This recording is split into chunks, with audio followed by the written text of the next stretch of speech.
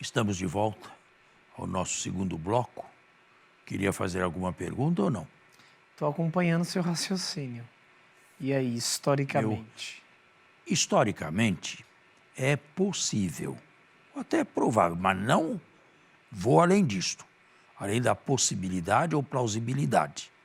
Não vou além.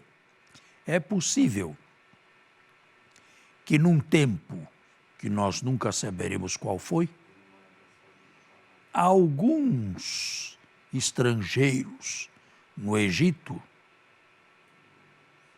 tratados, quem sabe, severamente, tenham conseguido driblar a polícia egípcia de fronteira e lá pelo norte da península do Sinai, uma região lacunosa, tenham podido atravessar e encontrar guarida em Samaria, no Reino do Norte.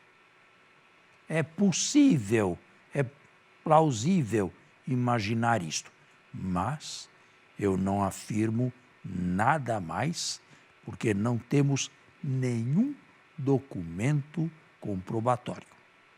Poderia haver algum documento egípcio a respeito da permanência de Israel no Egito?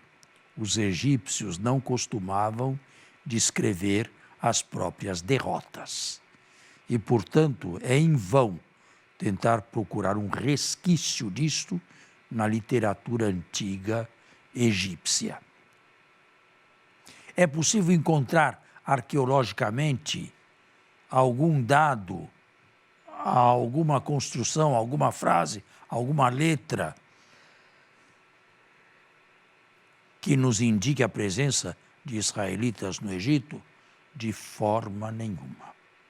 Aliás, a Bíblia diz que eles povoaram no Egito a terra de Goshen, mas esta terra só entrou para a historiografia na época ptolemaica do Egito. Portanto, nós não podemos ir além do que eu acabei de falar.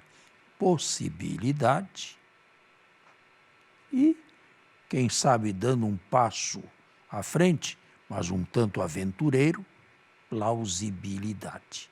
Mais do que isto, não vamos. Mas também não era isto que queriam demonstrar em primeiro lugar os que escreveram a pré-história de Israel. Ô padre, sua explanação muito boa e profunda, mas quando nós olhamos para os textos no seu sentido estrutural, é correto afirmar que a partir de agora, com o início do livro do Êxodo, Israel entra na história como aquilo que não era, como povo, do ponto de vista estrutural das narrativas. No Gênesis eu tenho, no Gênesis eu tenho clã com os patriarcas, grupos, famílias. Agora povo. Mas isto tudo na pré-história. Não começamos ainda a história de Israel. Se entende por história aquilo que nós entendemos hoje. Ainda que famílias se tenham convertido, isto é verdade, no livro, no texto, em um povo numeroso. Não temos, eu estava dizendo, nenhum resquício desta permanência deste povo numeroso por anos e por séculos, a Bíblia fala em 400 anos, na terra do Egito. É possível um povo ficar tanto tempo numa terra sem deixar um resquício de sua presença? Impossível, quase que impossível. Não é impossível, é impossível. Alguma coisa certamente teria ficado. Então, concluindo e resumindo, o que terá acontecido, historicamente falando, nos escapa por completo. Numa conversa profunda que eu tive certa vez em Roma com o padre Ská, ele me falava da probabilidade de algum grupo ter saído de lá, ter se transportado para a Palestina, o Oriente, o Egito está geograficamente na África, e ter encontrado uma guarida, uma recepção no Estado de Israel ou no Reino do Norte. Uma probabilidade. Mas, além disto, não se vai. Por quê? Porque a história, como entendemos hoje, os nossos cânones históricos são muito estreitos. E ou há provas reais, coligidas pelos textos, pela arqueologia, ou então não se fala. É melhor fazer silêncio do ponto de vista histórico. E é exatamente aqui que nós temos que nos deter. Nós nos temos que contentar com uma possibilidade. Fato é, e para nós agora é importante, que apesar que a partir desse trato, ou melhor, dessa afirmação de um Deus libertador, Israel, os judeus pós-exílicos, se ponham em posição bem contrária a outros grandes povos com as suas respectivas cosmogonias.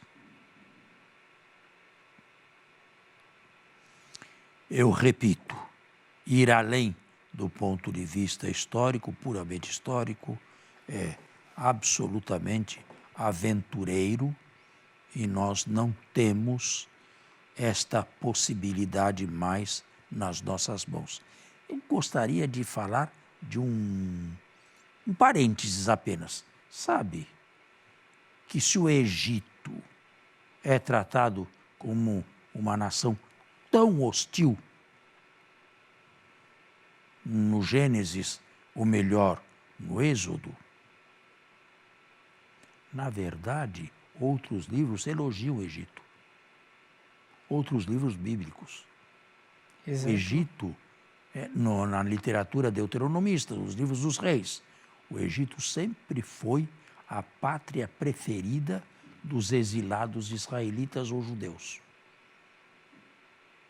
Aqueles que tinham a ver com a justiça judaica, por exemplo, a época bíblica de Salomão, encontravam refúgio no Egito.